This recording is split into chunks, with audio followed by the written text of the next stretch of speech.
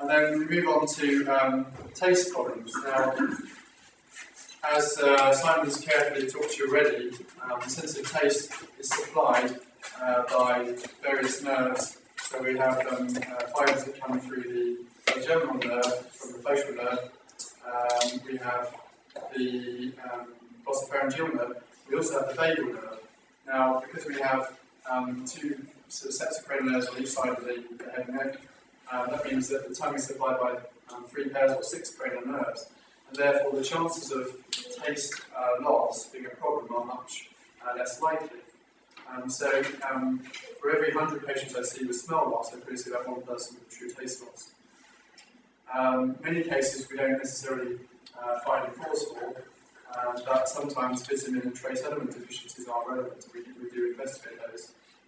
Again, there are a number of things that myself and my colleagues can do in day-to-day practice as an ENT surgeon, such as taking out tonsils, operating on the ear, doing a biopsy of the larynx, which is the voice box, or taking out salivary glands for tumors. That can cause problems with these nerve fibres. So I see people who have had tonsillectomy because the nerve sits very much under the bed of the tonsil, and an injury to those nerves causing complete loss of taste from those areas as a result of the operation.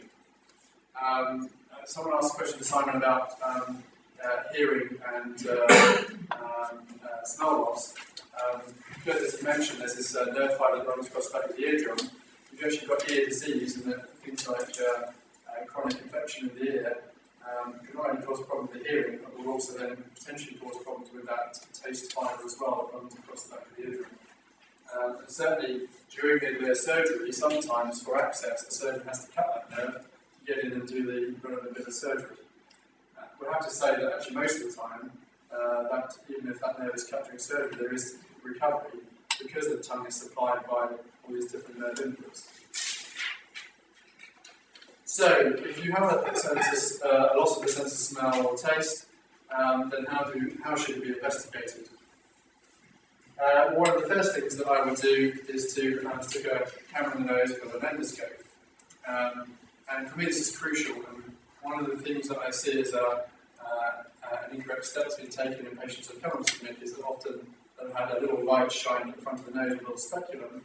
But there's no way, unless you've got a proper endoscope inside the nose, you're going to see the area where the smell receptors live. It's just not possible. And particularly there's problems going on inside the nose. You need to look very carefully on all the contours in the nose with an endoscope. Now, I'm sure some of you may have had this done. I may not attest to it being a nice pleasant procedure, but it does give us, as an ENT surgeon, a lot of detailed information about what's happening inside the nose, how your nose looks day to day. And I would always examine the nose without the influence of any anaesthetic spray if I can, because I want to know how the nose is to that patient on a daily basis. I don't want to know how it's going to be moderated by anything that I spray in the nose. Sometimes it's necessary to spray the nose, but it's very important to look carefully in there. As an example, you can see polyps in there. And obviously, when I see polyps, I'm going to share that hopefully we've got something that we can sort out. So, investigation of olfaction is the next step is to do a smell test. Again, this isn't done widely. Now, there's one key reason for this, because NHS runs on a system whereby a patient comes to a clinic, there's a bit of money that comes with them from the GP. If that bit of money doesn't come with them, then something doesn't happen in the hospital because they don't get paid for the service. That's just the commercial environment in which we live in. So if I bring a patient to clinic and perform a smell test, there at present is no code to recognise that event. So there's no payment made to the hospital for me to perform a smell test. So at the moment, under duress, our hospital will run into a site loss for me performing a smell test. Now for me that's a crucial event in a smell and taste clinic. But the way that our system is set up, and I'm trying to change this, is that there is no recognition for that event. So if you come with a hearing loss, the hospital will get paid for that, and there's a whole department set up for hearing tests and hearing aids. But unfortunately, as it stands at the moment, there is no remuneration for a smell test. And in certain cases, scans may be needed to give the relevant information. We don't need to scan everybody, but we certainly need to scan certain people. And I'll talk about what we find on scans. So the smell test that we perform in our clinic, and you can have a play with the sticks that you see my children playing with there today, are the sniffing sticks. If you buy it, I'll pass them on to the blue one after. So the sniffing sticks test has 3 components to it. So this part of the test here tests how small a concentration of one odour a person can detect. The next part of the test asks people to pick out the odd man out. So if there are 3 smells, 3 pens of smell, 2 smell exactly the same, 1 is different. So this is what we call discrimination. And the third part of the test is identification. So we basically give you 4 choices on a screen and say which one of these is this smell. Now, these are different ways in which the sense of smell works. So why do we do this test? Because it looks at the different ways we use our sense of smell in day-to-day life. Doing one of these in isolation, I feel, is unrepresentative. However, this part of the test here is probably the most sensitive indicator of the general overall function of the sense of smell. So if you perform somewhere in the middle here, you're probably okay, but if you get right to the strongest pen and you still can't pick it up, then we know we've got a problem. There are other smell kits available. This is the only one. And there is a very popular test called the Upton test, which is a scratch and sniff that has been popularised in the States and other countries. The reason I don't play with that is because it only does what the chemical part of the test does, and it doesn't for me test all the components of smell that we should do. So here's an example of the result we get from the smell test. This is me. I had a good sinusitis at the time, and you can see I'm hypoxic.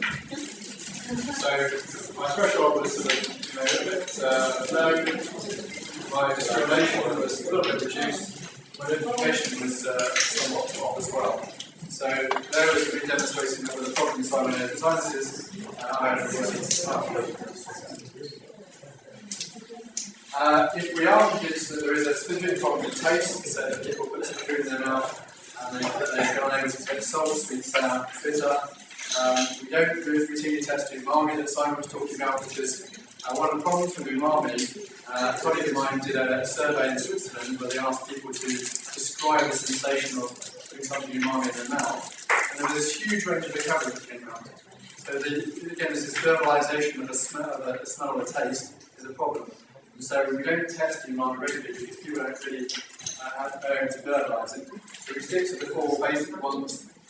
Taste strip test is basically 4 different strengths of those individual components placed on the inside of the tongue. I'm just asking which one of the 4 did you do this. So if we go on to perform imaging, there are 2 types of imaging we routinely use, a CT scan and an MRI scan. Now one of the biggest problems that I see, and one of the reasons that I always ask for any scans that we've done before, is that many patients come to my clinic have already had scans performed, and that have been told the scan was good normal and nothing to worry about, and off you go and live your life. Actually, the diagnosis was on the scan the whole time.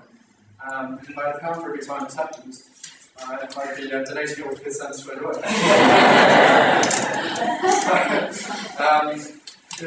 One of the problems is that often scans are requested, and people will write on the request form, exclude a tumour. And people are always very worried that the loss of sense of smell represents a tumour inside the nose or inside the brain. After nearly 3 years of running the smell and taste clinic, I haven't yet diagnosed one single tumour for people who come through my clinic. Now I do see tumours inside the nose. Often they'll present with pain, with bleeding, and with discharge from the nose. Actually, they can occasionally present with smell loss, but it's very rare. But we do find other clues inside the nose. So this is an example here. You can see this part of the nose here, this is where the smell receptors live here. And you can see the grey here, black is air on the scan, and grey is swollen tissue. So this patient has no drop of air at all getting to these receptors. That area is completely swollen. This patient was told the scan was normal and to go on with it. You can actually see if you look in more detail that the sinuses are showing signs of swelling here. As you went through the scan, it's clear evidence that this was chronic sinusitis. And this is an example actually showing this patient before treatment, and this patient was completely hospital, and after 3 months of medical treatment, no surgery required, this patient had a good normal sense of smell.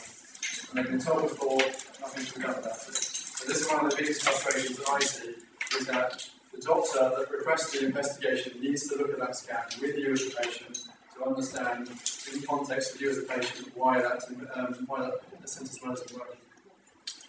One of the other things that I've seen a lot of since we've been doing some taste giving is this problem here, where these structures in the nose are called turbinates. Now we all have 3 turbinates inside the nose, we have 6 turbinates, some people have even 8.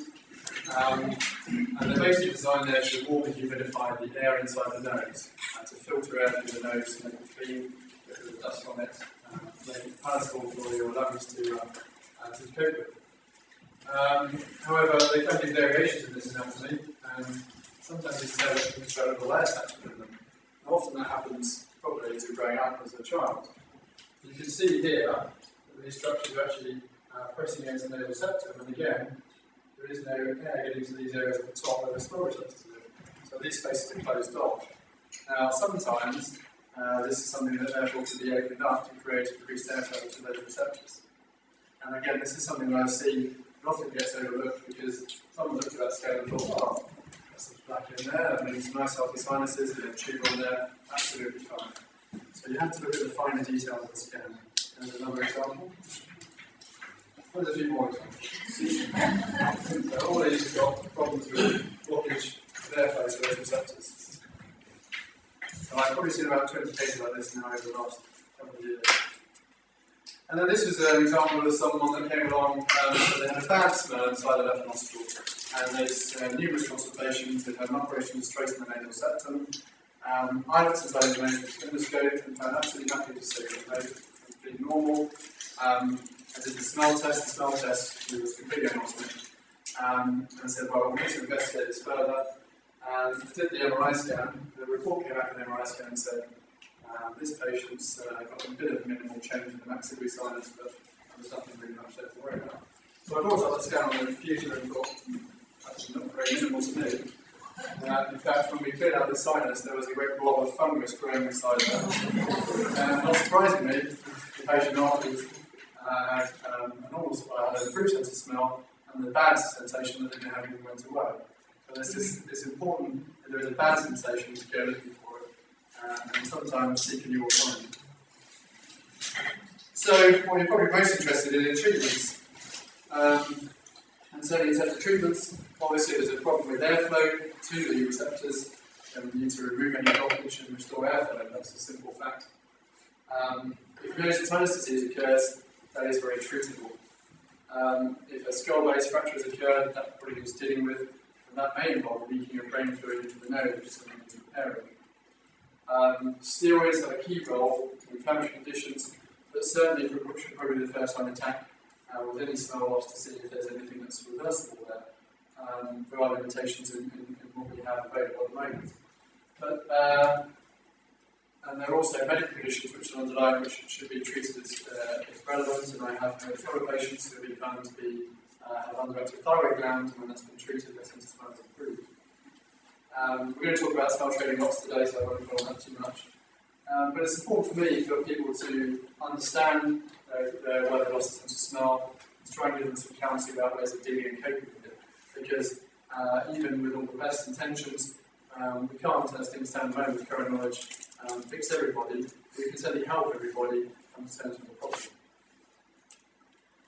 So, for chronic rhinosinusitis, that's CRS for short, then there are a number of medical treatments that exist, and there's lots of documents and studies been done on this, and this is work ongoing. But certainly the things that are the underpinning to all treatments for chronic sinusitis are washing the nose with salty water and using local steroids. And unfortunately, if you've got this condition, those need to be a long-term measure. So a lot of people will try them, go away, come back and say, oh, it was great when I was using them, but the sense of smell went away. And it really is this emphasis that it is a lifelong commitment to treatment. But with that commitment to treatment, the sense of smell can be sort of preserved and symptoms can be controlled.